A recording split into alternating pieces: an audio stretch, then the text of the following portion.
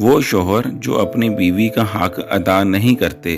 اپنی بیوی کا حق پورا نہیں کرتے اور اپنی بیوی کو ناجائز رلاتے ہیں، ستاتے ہیں اور ان کو مارتے ہیں اور طلاق کی دھمکی دیتے ہیں،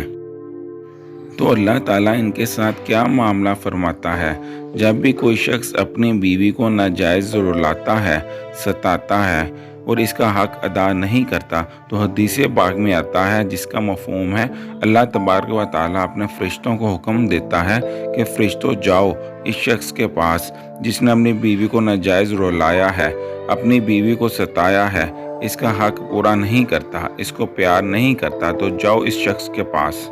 اور اس سے یہ چیز چھین کر لے آؤ، اور وہ چیز ہے اللہ تعالیٰ فرماتا ہے اپنے فرشتوں کو اس کی روزی سے برکت چھین لو، اس کو تنگ دستی میں مبتلا کر دو،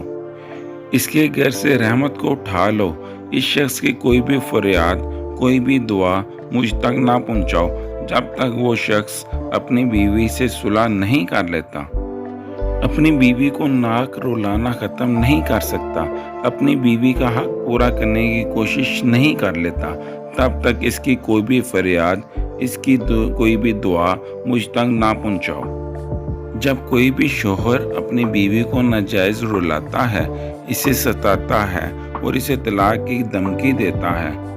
بیوی وہ شے ہے کہ رسول اکرم نور مجسم صلی اللہ علیہ وآلہ وسلم نے فرمایا، دنیا میں 3 چیزیں ایسی ہیں جو مجھے بہت پسند ہیں، اور جو مجھے پسند ہیں وہ میرے رب کو بھی بہت پسند ہیں۔ وہ 3 چیزیں ہیں کہ پہلا نماز مجھے بہت پسند ہے، اور دوسرا خوشبو، اور تیسری جو چیز ہے وہ ہے نیک عورت یا نیک بیوی۔ جس چیز کو میرے آقا دو جہاں محمد مصطفیٰ صلی اللہ علیہ وآلہ وسلم نے پسند فرمایا ہے، اس نعمت کی اگر ہم قدر نہ کریں اور اس کی ناقدری کریں تو اللہ پاک کس طرح ہم پر رحم کرے گا، کس طرح ہم اللہ سے اپنے گناہوں کی معافی مانگیں گے۔ تو ہمیں چاہیے جو اپنی بیوی کے ساتھ تلفی کرتے رہے، اس کا حق پورا نہیں کرتے، اس کا حق ادا نہیں کرتے،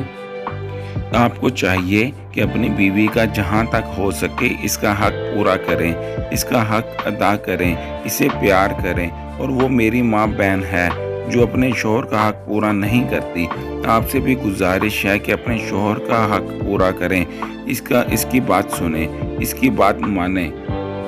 انشاءاللہ آپ کی زندگی جنت ہو جائے گی۔ اللہ تعالیٰ ایسی برکت عطا فرمائے گا، آپ کے گھر میں ایسی رحمتیں نازل فرمائے گا جس کا آپ تصور بھی نہیں کر سکتے۔ تو اللہ پاک ہم تمام کو اپنے محبوب بندوں میں شامل فرمائے اور ہمیں وہ کام کرنے کی توفیق عطا فرمائے جس کام سے اللہ پاک بہت خوش ہوتے ہیں۔ آمین۔